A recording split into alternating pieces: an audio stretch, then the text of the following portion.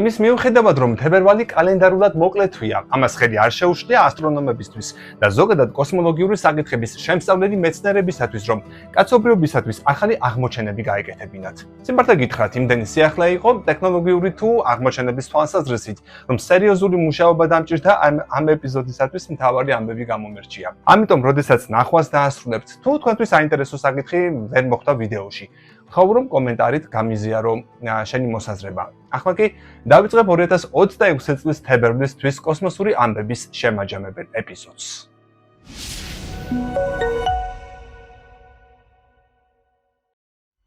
რა თქმა უნდა, ვიდეოს ვიწყებ სკანდალური სიახლით, რომლის თანახმად პრეზიდენტი ტრამპი ამერიკელებს და საერთოდ კაცობრიობას უცხო პლანეტელთა შესახებ საიდუმლო ფაილების გამჟღავნებას გვირდება. და თან მალე, არ ვიცი ეს დონალდ ტრამპის როგორც შეთქმულების თეორიების მოყვარული, ასე ვთქვათ, ტრიპაჩი პირისთვის დამახასიათებელი, მორიგი დამაინტრიგებელი პოპულისტური ნაბიჯია თუ ის მართლა გაგვიმხელს რაიმე მნიშვნელოვან საიდუმლოს, მაგრამ თვითონ ფაქტი, რა თქმა უნდა, უკვე საინტერესოა. ეს ამბავი ანუ განცხადება ამერიკის მოქმედმა პრეზიდენტმა, ექს-პრეზიდენტ ბარაკ ობამას მორიგი მედია ინტერვიუს შემდეგ გააკეთა ამ საკითხთან დაკავშირებით. მოდი გავიგოთ უფრო მეტი. ამერიკის შეერთებული შტატების ხელისუფლება ამოუცნობი ფრინავი ობიექტების შესახებ ინფორმაციის გასაჯაროებას გეგმავს. ეს კი მაღალი საზოგადოებრივი ინტერესიდან გამომდინარე, თამად დონალდ ტრამპის ინიციატივაა. განცხადებისას მას ზუსტი დრო არ დაუსახელებია, თუმცა აღნიშნა, რომ საკუთარ გუნდს დაავალებს უცხო პლანეტელებისა და არაიდენტიფიცირებული ფრინავი ობიექტების შესახებ ამერიკის მთავრობის განკარგულებაში არსებული საიდუმლო დოკუმენტების ფართო აუდიტორიისთვის გაცნობას. ობამა და სხვები დეკლასიფიცირებას უწევენ ასეთ საკითხებს, რაც არ არის სწორი. მე ვჟერა, რომ უცხოები არსებობენ, მე არა, მაგრამ უდიდესი ინტერესის საფუძველზე მე ვავალებ ომის მინისტრსა და სხვა დეპარტამენტებსა და სააგენტოებს. დაიწყო იმ სამთავრობო დოკუმენტების იდენტიფიცირება და გასაჯაროება, რომლებიც უცხო პლანეტელებსა და არამიწიერ სიცოცხლეს ეხება, ისევე როგორც არაიდენტიფიცირებულ საჰაერო ფენომენებს, ამოუცნობ ფრინავ ობიექტებსა და ნებისმიერ სხვა ინფორმაციას, რომელიც ამ უკიდურესად კომპლექსურ საინტერესო და მნიშვნელოვან საკითხს უკავშირდება. უფალმა დალოცოს ამერიკა. ეს გადაწყვეტილება ერთგვარი პასუხია შეერთებული შტატების ყოფილი პრეზიდენტის დემოკრატ ბარაკ ობამას ბოლო ინტერვიუზე, სადაც მან აღნიშნა, რომ უცხო პლანეტელები მართლაც არსებობენ, თუმცა თავად ისინი პირადად არ უნახავს. აი, რა თქვა ობამამ. რეალურად არსებობენ უცხო პლანეტელები. რა თქმა უნდა, მაგრამ მე არასოდეს მინახავს. ასევე მათ არავინ მალავს, რა ქვია, ხო, ზონა 51-ში. იქ არავითარი მიწისქვეშა საცავი არაა. თუმცა, არანორმალურად დიდი კონსპირაციებია და სხვადასხვა ეს თეორიები ახლანდელი პრეზიდენტისგანაც მოდის. რა იყო ამ საკითხზე თქვენი პირველი კითხვა, როდესაც ამერიკის პრეზიდენტი გახდით? სად არიან უცხო პლანეტელები? დონალდ ტრამპმა ობამას ბრალი დასდო იმაში, რომ ყოფილი პრეზიდენტი კლასიფიცირებულ ინფორმაციას ასაჯაროებს, რასაც დიდი შეცდომა უწოდა. კითხვაზე არსებობენ თუ არა უცხო პლანეტელები, თავად ტრამპმა უპასუხა, რომ არ იცის. საინტერესოა, როგორ დასრულდება ერთი ქვეყნის ორი პრეზიდენტის დავა ამ საკითხზე და რას გამოაქვეყნებენ ტრამპის ბრძანებით. ასევე რატომ არაფერს ამბობენ სხვა პრეზიდენტები. მოკლედ უფოლოგებსაც და უფოლოგით დაინტერესებულ საზოგადოებას წინ ალბათ საინტერესო სიახლეები გველის. თუმცა ჩემი რჩევა იქნება, როდესაც საქმე დონალდ ტრამპს ეხება. მოდით მოლოდინებს ნუ შევიქმნით. Look at it. This is freaky.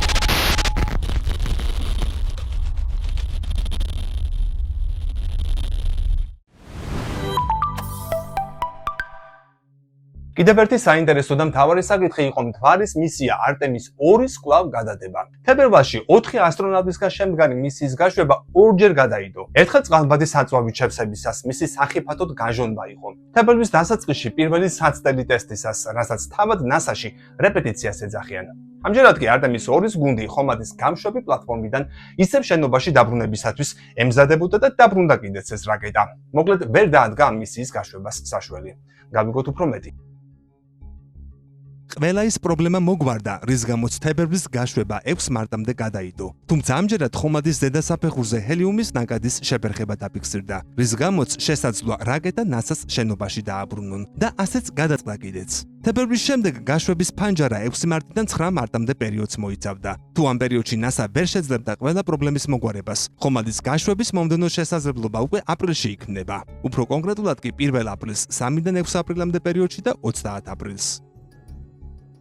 მთავარი ტექნიკური პრობლემა, რაც აქვს NASA-ს მისია Artemis 2-ს, დაკავშირებულია რაკეტის ავზების და ძრავების მომზადების სისტემასთან, კერძოდ ჰელიუმის სისტემასთან. ინჟინრებმა აღმოაჩინეს ჰელიუმის ნაკადის არასწორი ფუნქციონირება SLS რაკეტის ზედაგანყოფილებაში. ჰელიუმი კრიტიკულია იმისთვის, რომ სწორად დაყენდეს წნევა-საწვავის ავზებში და ძრავების ამუშავება წინასწარ გათვლილი პირობების მიხედვით მოხდეს. ეს აუცილებელია უსაფრთხო გაშვებისთვის. ამ შეფერხების გამო შეუძლებელი გახდა სისტემის წესრიგში დროულად მოყვანა და გაშვება. NASA-მ განაცხადა, რომ ეს ტექნიკური პრობლემა სერიოზულად აზიანებს მარტში გაშვების გეგმებს და დიდი ალბათობით მოუწევთ რაკეტის დაბრუნება გამშვები პლატფორმიდან ასაწყობ ზონაში, სადაც გუნდი შეძლებს დეტალურ შემოწმებას და შესწორებებს. შესაბამისად, მისიის გაშვების ზუსტი თარიღი კვლავ უცნობია. ეს ჩვენს უახლეს ისტორიაში ნამდვილად რთული ეპიზოდი იყო. NASA-მ განაცხადა, რომ Starliner-ის ეკიპაჟის სატესტო ფრენა A ტიპის უბედურ შემთხვევად გადაკვალიფიცირდა, რაც იმავე კატეგორიაშია, რომელშიც Shuttle Challenger-ისა და Columbia-ს ტრაგედიები. შეგახსენებთ, რომ ხომალდის სატესტო მისია 2024 წლის 5 ივნისს გაეშვა, რის შედეგადაც NASA-ს ასტრონავტები Sunny Williams და Butch Wilmore საერთაშორისო კოსმოსურ სადგურზე 10 დღიანი დაგეგმილი ვიზიტისთვის გაემგზავრნენ. Ignition. ეს ჩვენს უახლეს ისტორიაში ნამდვილად რთული მოვლენა იყო. განაცხადა NASA-ს ასოცირებულმა ადმინისტრატორმა ამეტ ქშატრიამ 19 თებერვალს გამართულ პრესკონფერენციაზე, სადაც Starliner-ის სატესტო ფრენაზე და მის პრობლემებზე მოხსენების დასკვნები იყო გაცხადებული.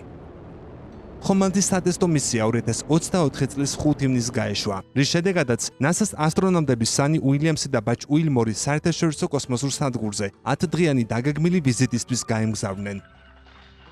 Starliner-მა ორბიტაზე მყოფ უდიდეს ლაბორატორიას უსაფრთხოდ მიაღწია, თუმცა გზად კოსმოსურმა ხომალდმა რამდენჯერმე განიცადა ძრავების პრობლემა და დროებით დაკარგა სასურველი ორიენტაციისა და ტრაექტორიის ზუსტად შენარჩუნების უნარი. NASA-ს ადმინისტრატორმა ამავე პრესკონფერენციაზე აღნიშნა, რომ იმ შემთხვევაში, თუ იმ მომენტში სხვა გადაწყვეტილება იქნებოდა მიღებული, ძრავები არ აღდგებოდნენ ან სადგურთან მიერთება წარუმატებელი იქნებოდა. ამ მისიის შედეგი შეიძლება ძალიან განსხვავებული ყოფილიყო.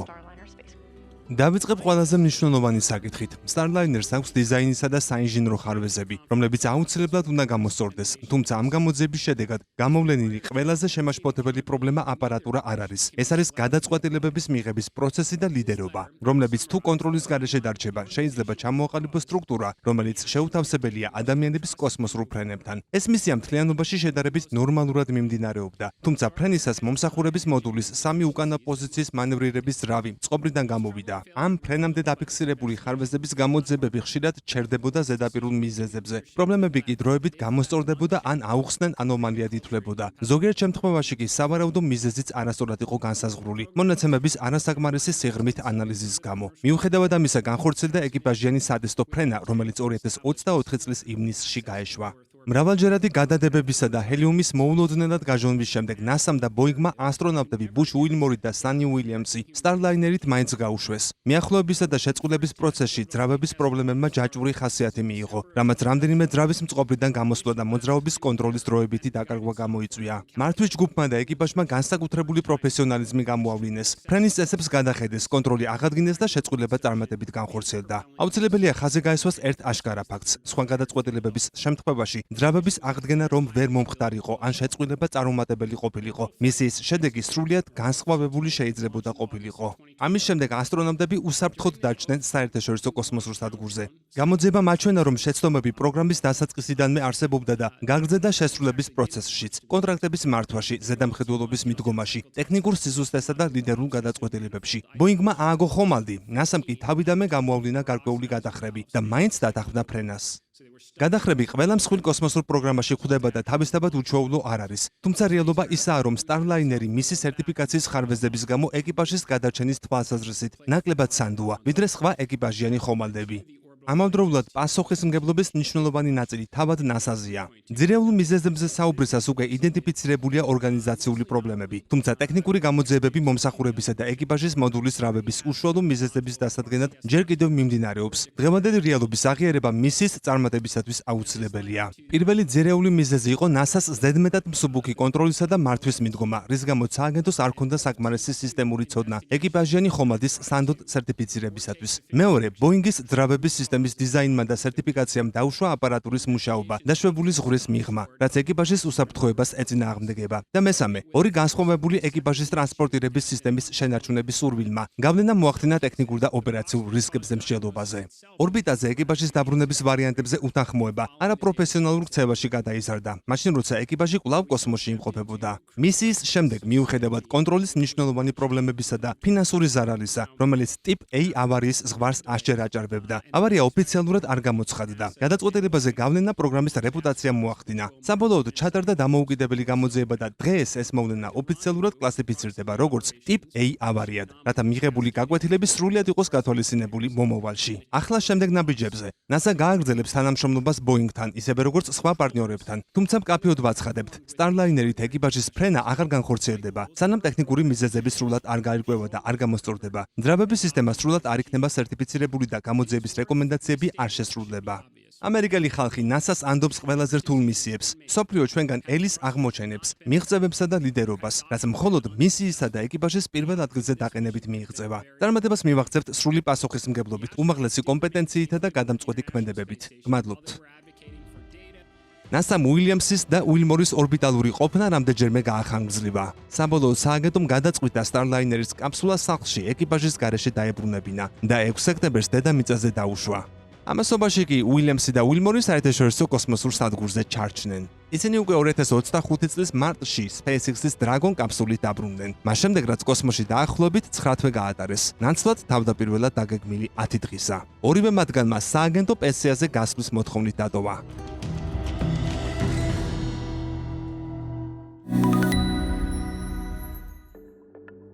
NASA-ს მიერ შედგენილი ყველაზე ამბიციური პლანეტარული სამეცნიერო პროექტი ფაქტობრივად დასრულდა. საუბარია მარსიდან როვერების მიერ შეგროვებული მასალების დედამიწაზე ჩამოტანის რობოტულ მისიაზე. ის კონგრესმა არ დააფინანსა. შესაბამისად, ამით აზრი დაეკარგა იმ მილიარდებს, დროსაც და წვალებასაც, რაც მეცნიერებმა როვერების გაგზავნასა და მონაცემების მიღებასა და შესწავლაში დახარჯეს. არა და წარმოვიდგინეთ, რა ღირებულ მონაცემებს გავიგებდით მარსის გრუნტის შემადგენლობის შესახებ. ეს სრულებით შეცვლიდა ჩვენს წარმოდგენას ამ პლანეტაზე და მისი კოლონიზაციის პროცესაც დააჩქარებდა. სამწუხაროდ დღეს შეერთებული შტატების მოქმედ ადმინისტრაციას მეცნიერების რატომღაც არ ესმის. ამერიკის შეერთებული შტატების კონგრესის მიერ დამტკიცებულ კანონპროექტში ცალსახად ნათქვამია, რომ ის არ უჭერს მხარს მარსის ნიმუშების დაბრუნების არსებულ პროგრამას. თითქმის სრულად წყვეტს დაფინანსებას და მხოლოდ 110 მილიონი დოლარი გადამისამართდება მარსის მომავალი ტექნოლოგიების ზოგად განვითარებაზე. ეს არ გახლავთ პაუზა, ეს არის 10 წლეულების განმავლობაში მზადების პროცესში მყოფი მისიის უგულებელყოფა.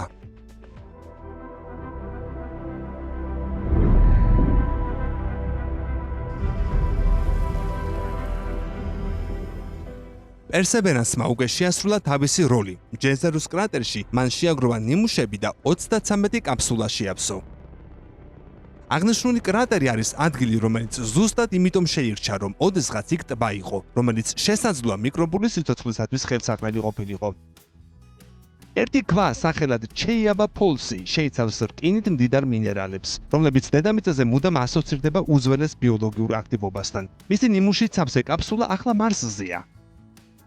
ეს არის ყველაზე ფრთხილად შერჩეული და მოპოვებული არამიწიერი ნიმუშები და შესაძლოა ისინი შეიცავდნენ დედამიწის მიღმა სიცოცხლის პირველ პირდაპირ მტკიცებულებას. ამასობაში ჩინეთის მისია Tianwen-3 2028 წელს გაეშვება და 2031 წლისთვის მარსიდან საკუთარი ტექნიკით მოპოვებულ ნიმუშებს ჩამოიტანს. ის ნაკლებ ნიმუშს შეაგროვებს, ნაკლებად მეცნიერულად პერსპექტიული ადგილიდან, მაგრამ მიაღწევს წარმატებას. თუ ეს რბოლაა, შეერთებულმა შტატებმა უბრალოდ გადაუხვია გზას და ჩაფლავდა.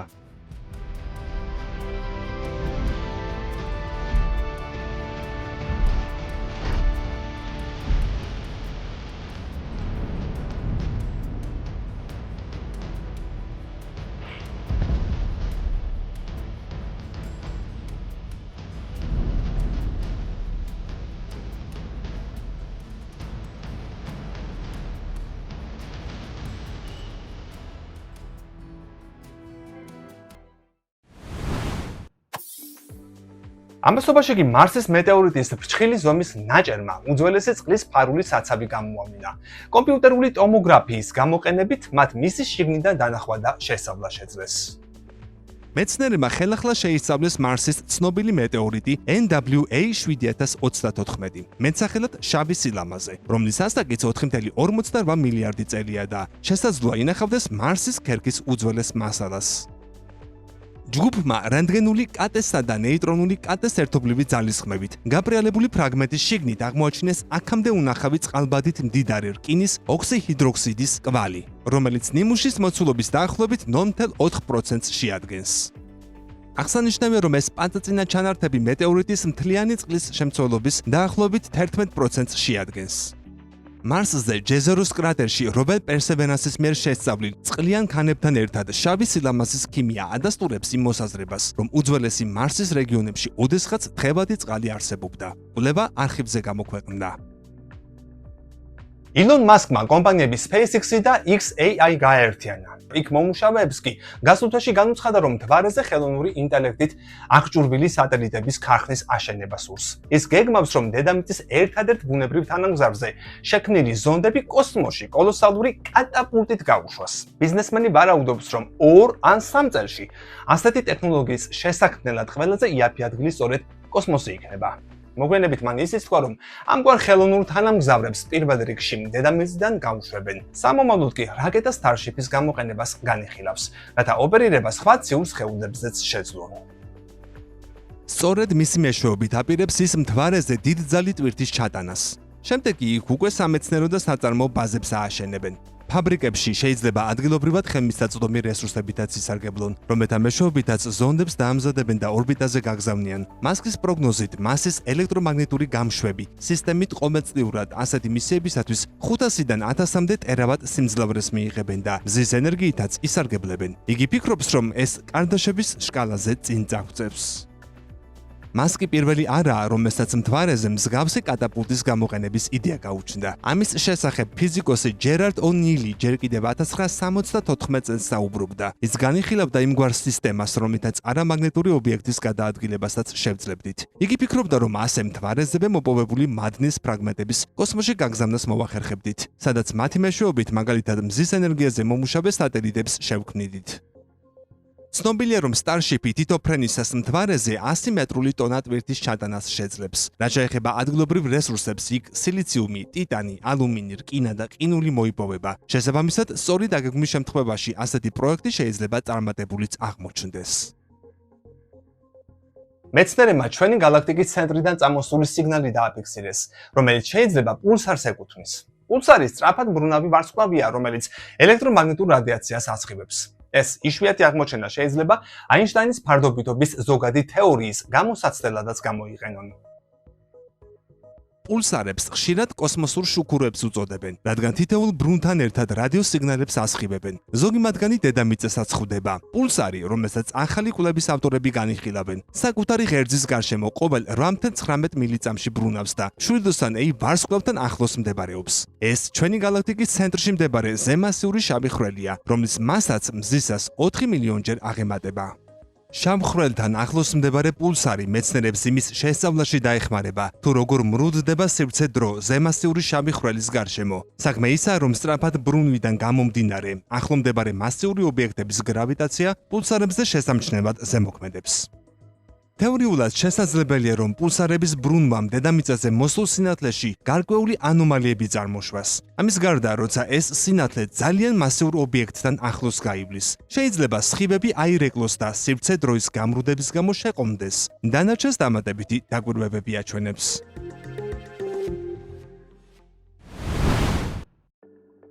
ჯეიმს ვების კოსმოსურმა ტელესკოპმა პლანეტა ურანის იონოსფერო პირველად გადაიღო და პოლარული ციალები გამოავლინა. ახალი ნაშრომი ცხადყოფს, რომ ურანის ატმოსფეროს ზედა შრეებში საკმაო ვარიაციაა, რაც უმეტესად მაგნიტურ ველს უკავშირდება. მეცნიერები აღნიშნავენ, რომ ეს პირველი შემთხვევაა, როცა ურანის ამ რეგიონის სამ გაზომილებაში დანახვა შეძლეს. ურანი უჩვეულო პლანეტაა. იგი მზის გარშემო გვერდულად ბრუნავს. ამიტომ მისი პოლუსები მზის მხარეს რიგრიგობით ექცევა. ამ პლანეტას მაგნიტური ველიც უცნაური აქვს. ის ღერძიდან თითქმის 60 გრადუსითაა გადახრილი და ცენტრიდან ურანის რადიუსის 1/13-ითაა დაშორებული. როგორც წესი, მაგნიტური ველი პლანეტის ცენტრში გადის. ისიც საინტერესოა, რომ ურანის მაგნიტურ ველს შეიძლება მარილისა და ამიაკის შემცველი, წყლის შრე წარმოქმნიდეს და არა მეტალის ბირთვი, როგორც დედამიწის შემთხვევაშია. ეს ყველაფერი ურანს ციალის ფორმირებაში ხელს არ უშლის, რასაც ჯეიმს ვების კოსმოსური ტელესკოპის დაკვირვებებიც ცხადყოფს. ეს ციალები მაგნიტური პოლუსების მიმდებარედ ჩნდება. მისი მონაცემები პლანეტის ატმოსფეროს იონების ტემპერატურასა და სიმკვრივეებს გვიჩვენებს. კვლევრებმა ეს მაჩვენებლები ურანის ღრუბლებიდან 5000 კილომეტრის ზემოთ შეისწავლეს. აღმოჩნდა, რომ სიმკვრივე პიკს ღრუბლებიდან 1000 კილომეტრში აღწევს, ტემპერატურა კი 3000-დან 4000 კილომეტრამდე სიმაღლეზე. ამ კვლევიდან განსაკუთრებით მნიშვნელოვანი ორი მიგნებაა. პირველი ის, რომ ციელები მაგნიტური პოლუსების გარშემო ორ ზონაში გვხვდება. მათ დაშორებას სავარაუდოდ პლანეტის მაგნიტური ველის ხაზებში მიმდინარე გადასვლები განაპირობებს. მსგავსი რამ იუპიტერის შემთხვევაშიც შეუნიშნავთ. იმის მიუხედავად, რომ შიდა მექანიზმები შესაძლოა განსხვავდებოდეს, მაგნიტურმა ველებმა მაინც შეიძლება ვიზუალურად მსგავსი ეფექტი წარმოქმნას. მეორე აღმოჩენა ატმოსფეროს გაგრილებას ეხება. მეცნიერებმა ჯეიმს ვების დაკვირვებები Voyager 2-სა და დედამიწაზე არსებული ტელესკოპების მონაცემებთან გააერთიანეს. დადგინდა, რომ ურანის ატმოსფერო უკვე 10 წლეულებია გრილდება. მაჩვენებლების თანახმად იგი ამჟამად 150 გრადუსი ცელსიუსით უფრო ცივია, ვიდრე 90-იან წლებში იყო. 11 თებერვალს ჩინეთმა ახალი თაობის საეკიპაჟო კაფსულა გამოცადა, რომელსაც მენგჟოუ ეწოდება. ოცნების ხომალდი. მისი გამოყენებით ქვეყანას მთვარის ზედაპირზე ასტრონავტების გაშვება სურს, რაც 2030 წლისთვის იგეგმება.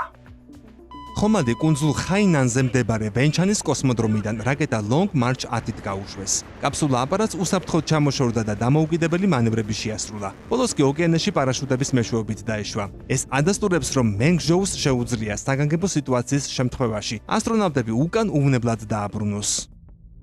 რაც შეეხება რაკეტას, Long March 10-ს ჩინეთის სამომავლო გეგმებში უდიდესი როლი აქვს. ის მძიმე ტვირთის გასაშვებად სათანადო და აღჭურვილი და დედამიწის ერთადერთ ბუნებრივ თანამგზავრზე ჩინეთთა ეკიპაჟის გაგზავნა სწორედ ამ აპარატით აპირებენ. კაფსულის მსგავსად მისმა გამოცდამაც წარმატებით ჩაიარა.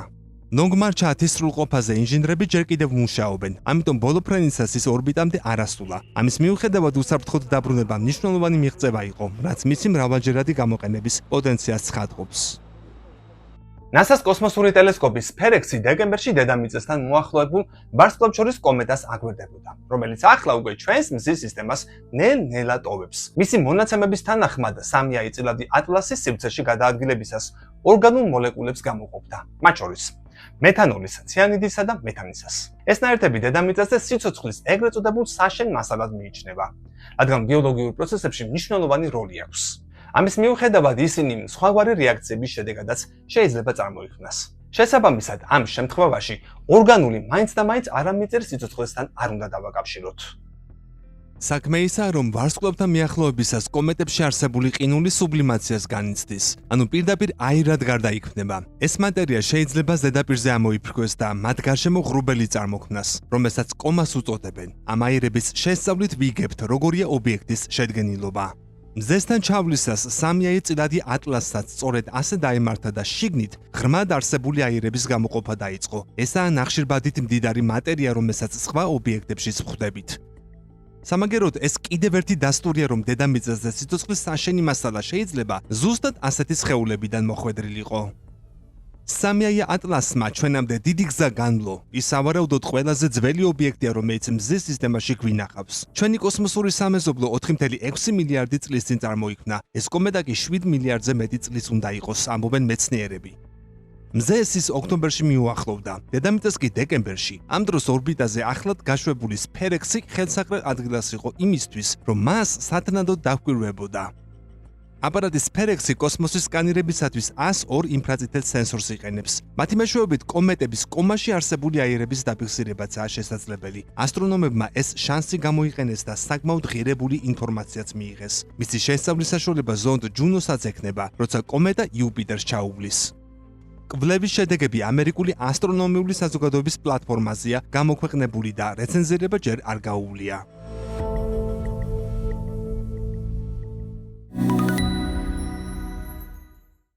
მზის გიგანტური ლაქის მიმდებარედ 1 და 2 თებერვალს ათობით ამოფრქვევა მოხდა. მათ შორის 2024 წლის შემდეგ ყველაზე ძლიერი. ამერიკის შეერთებული შტატების ოკეანური და ატმოსფერული კვლევების ეროვნული სააგენტოს ამიდის პროგნოზის ცენტრის განცხადებით, ამგვარი გეომაგნიტური აქტიურობის გამო 5 თებერვალს ჩრდილოეთის სიალი დაფიქსირდა. ის იმაზე დაბალ განედებზეც გამოჩნდა, ვიდრე ჩვეულებრივაა ხოლმე ხილული. მზის ლაქები ის მოზრდილი რეგიონებია, რომლებიც სხვა არეალებთან შედარებით მუქია და მაგნიტური არასტაბილურობით ხასიათდება. როცა მათ მიმდებარედ მაგნიტური ველის ხაზები ზედმეტად იხლართება, შეიძლება პირვადე მდგომარეობას სწრაფად დაუბრუნდეს და ამ პროცესში ამოფრქვევები მათ შორის კორონალური მასის რაოდენობით გამოიწვიოს. მზის ლაქების რაოდენობა განსაკუთრებით მაშინ იმატებს, როცა ჩვენი ვარსკვლავის აქტიურობის 11-წლიანი ციკლი პიკს აღწევს. ეს პერიოდი 2024 წლიდან დაიწყო და ახლაც გრძელდება, ამიტომ ასეთი მოვლენები გასაკვირი არაა. მაგალითად 2024 წელს მზის ერთ-ერთი ლაქის მიმდებარედ 3 თვის განმავლობაში თითქმის 1000 ამოფრქვევა მოხდა. ისევ მზესთან რჩები. NASA-ს მეცნიერის თქმით, უახლოეს 30 წელიწადში მზის გიგანტურ ტელესკოპად გარდაქმნა შეგვიძლია. ახალ ნაშრომში, რომელიც ჯერ არა რეცენზირებულია, განიხილეს თუ რა ტიპის ზრავებით აღჭურვაა საჭირო ისეთი კოსმოსური ხომალდის, რომელიც ჩვენს ვარსკვლავს გიგანტურ ტელესკოპად გარდაქმნის. ნაშრომის მიხედვით, შესაძლებელია ასეთი მისიის განხორციელება 3-10 წლებში მოხდეს. კვლევრებს მიაჩნიათ, რომ მზის ტელესკოპად გამოყენება შეგვიძლია. ამისთვის საჭიროა დაკვირვების ობიექტსა და ტელესკოპს შორის ჩვენი ვარსკვლავი მოვაქციოთ. ასეთ შემთხვევაში მზის გრავიტაცია შეგვიძლია გამოვიყენოთ როგორც უზარმაზარი ლინზა. შედეგად ლინზით შორეული ობიექტების სინათლის ინტენსივობას გავზრდით. მსგავსი ტელესკოპის გამოყენებით შესაძლოა ეგზოპლანეტების ზედაპირის დაკვირვებაც შევძლოთ. აღსანიშნავია, რომ კიდევ ერთი შესაძლებლობა დედამიწის ტელესკოპად გადაქცევა, რაც უფრო მარტივია, თუმცა ნაკლებად ეფექტიანი. რა უნდა ვქნათ მზის ტელესკოპად გარდასაქმნელად? ხომალდი უნდა გავუშვათ ძალიან შორ მანძილზე. საუბრია 650-900 ასტრონომიულ ერთეულზე. ცნობისათვის ერთი ასტრონომიული ერთეული ის მანძილია, რითაც დედამიწა და მზე საშუალოდ ერთმანეთისგან არის დაშორებული. ამის შემდეგ ხომალდს მოუწევს ძალიან ზუსტი მანევრების გაკეთება. მეტიც, ასეთ მანძილზე მზის ენერგია ძალიან შემცირებულია. ამიტომ ხომალდმა ბირთვულ ენერგიაზე უნდა იმუშაოს. დამეთანხმებით ეს ძალიან რთული იქნება. ჩვეულებრივი რაკეტები ძალიან ნელია ასეთი მისიისთვის, ამიტომ მეცნიერები საუბრობენ მომავლის ინსტრუმენტებზე, მზის ქარებსა და ბირთვულ ძრავებზე. უფრო პრაქტიკული მზის ქარების solar sail-ის გამოყენება იქნება. მისია მაინც საკმაოდ რისკიანია, რადგან ხომალდი მზეს ძალიან მიუახლოვდება. ამ საკითხზე მომუშავე მეცნიერები მაინც ფიქრობენ, რომ თუ პროცესებს დავაჩქარებთ, უახლოეს 30 წელიწადში მზის გიგანტურ ტელესკოპად გარდაქმნა ნამდვილად შეგვიძლია. ეპიზოდის ბოლოს ერთ საინტერესო საკითხზე უნდა გიამბოთ. ესაა დედამიწელების რადიო ბუშტი. ადამიანების მიერ პირველი მიზანმიმართული რადიო გადაცემის განხორციელებიდან საუკუნეზე მეტი გავიდა. ხოლო ამ სიგნალებმა დედამიწის გარშემო გაფართოებადი რადიო ბუშტი წარმოქმნა, რომლის დიამეტრი 238 სინათლისწელია. პირველი ტრანსლაცია ლაპარაკით და ვიოლინოზე დაკვრის ჩათვლით რეჯინალდ ობრი ფესენდენმა განახორციელა 1906 წლის 24 დეკემბერს. აქვე გეტყვით, რომ რადიო გამოსხივება სინათლის სიჩქარით ვრცელდება. ორივე ხომ ელექტრომაგნიტური ძალის გამოვლინება. ამიტომ პირველი და შემდგომი გადაცემები სივრცეში 119 სინათლის წლის მანძილზე გავრცელდა. შთამბეჭდავად კი გამოიყურება ეს რიცხვი, მაგრამ ჩვენი galaktikis ზომასთან შედარებით, რომელიც 100,000 სინათლის წელია, რადიო ბუშტი მიზერულ სივრცეს იკავებს. უფრო გვიანდელი და მეტი სიმძლავრის სიგნალები მზესთან ყველაზე ახლოს 4.3 სინათლის წლის მანძილზე მდებარე კენტავრის ალფასთანაც მივიდა. თუმცა, ჰიპოთეტური დამკვირვებლისთვის ის შეუმჩნეველი შეიძლება დარჩენილიყო. დასუსტებული, დეფოკუსირებული სიგნალები კოსმოსის ხმაურს ერევა და მასში ტექნოკვალის აღმოჩენის შანსი ძალიან მცირდება. კორნელის უნივერსიტეტში 2019 წელს ჩატარებული კვლევის მიხედვით, რადიო ბუშტმა უკვე 75-მდე ვარსკვლავის სისტემა გადაფარა, რომლებშიც ამ რადიოსიგნალების მიღებაც შესაძლებელია და დედამიწის ტრანზიტის ანახვაც მზის წინ. ამასთან ერთად, ამ რადიუსში მოხვედრილი მკრთალი ჯუჯა ვარსკვლავების რაოდენობა უცნობია. პარადოქსულია, მაგრამ ტექნიკურ პროგრესთან ერთად დედამიწა კოსმოსისთვის სულ უფრო ჩუმი ხდება. ოპტიკური კაბელებისა და ციფრული ქსელების ფართოდ გამოყენებამ რადიო გაჟონვების რაოდენობა შეამცირა, მძლავრი ანალოგური გადაცემების ეპოქასთან შედარებით. ამრიგად, სანამ რადიო ბუშტის საზღვარი გაფართოებას აგრძელებს, სიგნალები მისი შიდა, უფრო თანამედროვე ნაწილიდან სულ უფრო სუსტი და იშვიათი ხდება.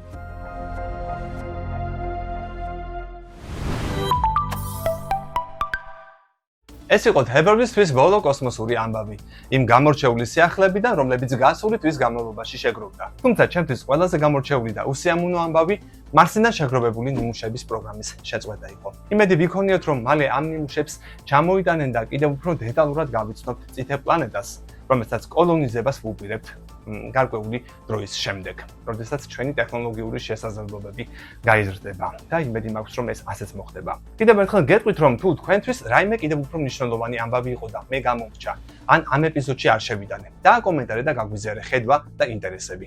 მსგავსი თემატური ეპიზოდით კი 2026 წლის მარტის თვის ბოლოს დაგიბრუნდებით. არ დაგავიწყდეს მოიწონო ვიდეო და გამოიწერო არხი. დროებით.